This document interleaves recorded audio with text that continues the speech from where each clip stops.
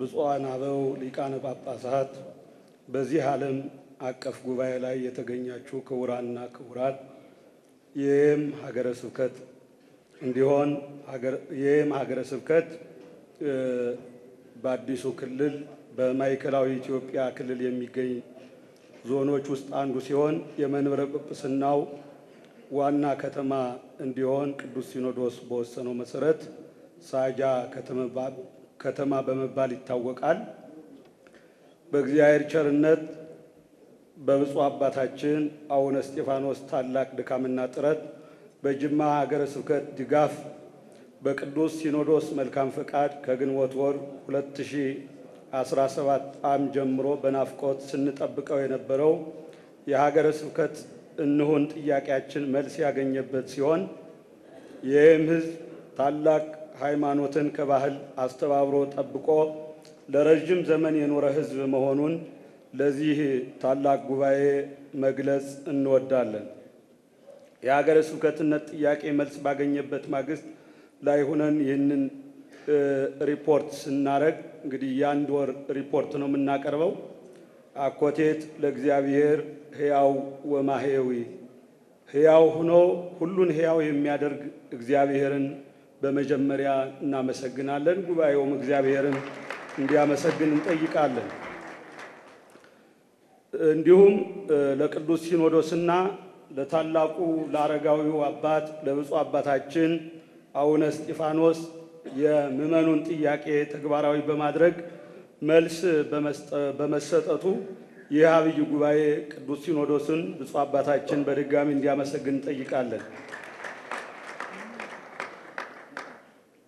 ይህ ዛሬ የምናቀርበው ሪፖርት በሀገረ ስብከት ደረጃ እንዲዋቀር በቅዱስ ሲኖዶስ የተፈቀደው በበጀት ዓመት ማጠቃለያ ላይ በመሆኑ የሰኔ ወር ብቻ መሆኑን ለማሳሰብ እወዳለሁ። በቅድሚያም ለዚህ ታላቅ ዓለም አቀፍ ጉባኤ ማስገንዘብ እወዳለሁ። ሀገረ ስብከቱ በትጉህና በታታሪው የደቡብ ምዕራብ ኢትዮጵያ የልማት ኮከብ በኢትዮጵያ ኦርቶዶክስ ተዋሕዶ ቤተክርስቲያን አምስተኛ ፓትርያርክ በነበሩት በብፁዕ ወቅዱስ አቡነ ጳውሎስ የአስተዳደር ፓይሌት በመባል በተቸሩት በብፁዕ አባታችን አቡነ እስጢፋኖስ የሚመራ ሲሆን በቀጣይ የሥራ ዘመን የተሻለ አደረጃጀት ላይ እንደምንደርስ እናምናለን። ዞኑ ገና በማደግ ላይ ያለ በመሆኑ መንበረ ጵጵስናው ተጀምሮ ያልተጠናቀቀና ለማጠናቀቅ በሂደት ላይ ያለ መሆኑ በትሕትና በማሳሰብ የተሰጠንን መክሊት ለማትረፍ የብፁዕነታቸውን መመሪያ እየተቀበልን በተጓዝንባቸው ቀናቶች የተሰሩ ስራዎችን በየአርስታቸው እንደሚከተለው እናቀርባለን።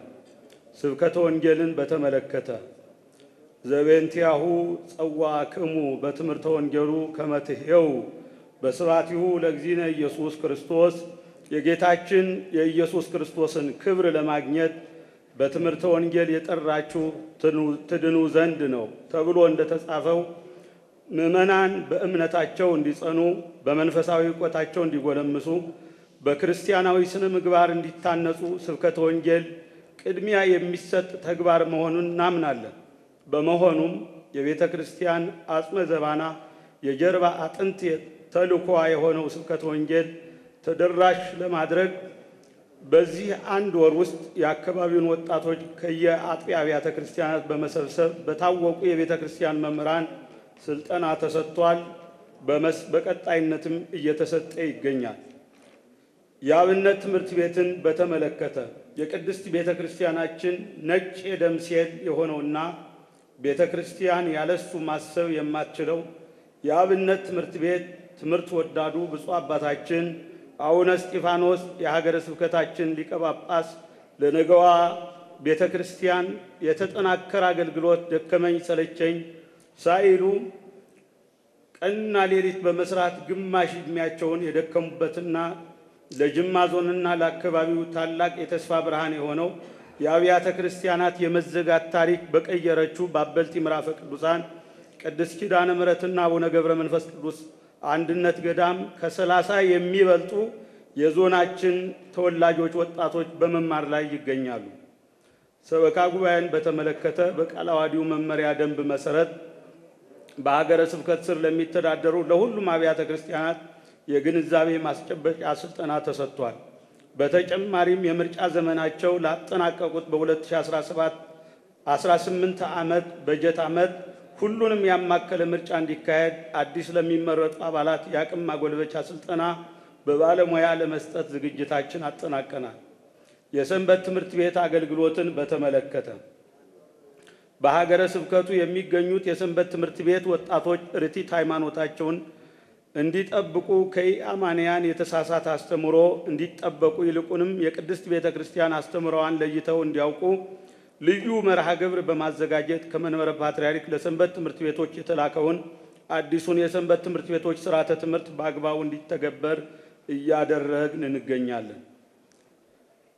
ልማትን በተመለከተ ቅድስት ቤተ ክርስቲያናችን በልማት ከራሱ አልፋ ለሀገር ተምሳሌት እንደመሆኗ በተለይም አካባቢው ለልማት ምቹ በመሆኑ በያንኮስ ቁስቋም ቅድስት ማርያም ገዳም፣ በሳያ ቅድስት ማርያም ቤተ ክርስቲያን፣ በሳያ ቅድስት አርሴማ ካቴድራል 10,000 የአቮካዶ ችግኝ፣ 5,000 እግር የሙዝ ችግኝ፣ 15,000 የቡና ችግኝ ተክለን እያለማን እንገኛለን።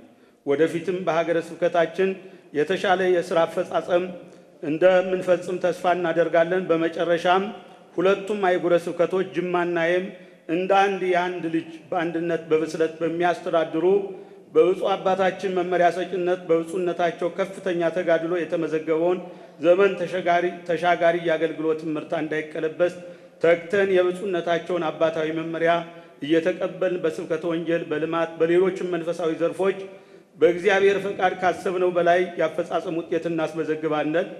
እንግዲህ አዲስ እንደመሆኑ መጠን ዞኑ ሀገረ ስብከቱ ዝም ብለን ከመምጣት ለበረከትና ለቡራኬ በአንድ ወር ውስጥ 75,000 በረከት ለመቀበል ገቢ ያረግነውን አረጋዊው አባታችን ብፁዕ አቡነ እስጢፋኖስ ለብፁዕ ወቅዱስ አባታችን ስሊፑን ያስረክባሉ።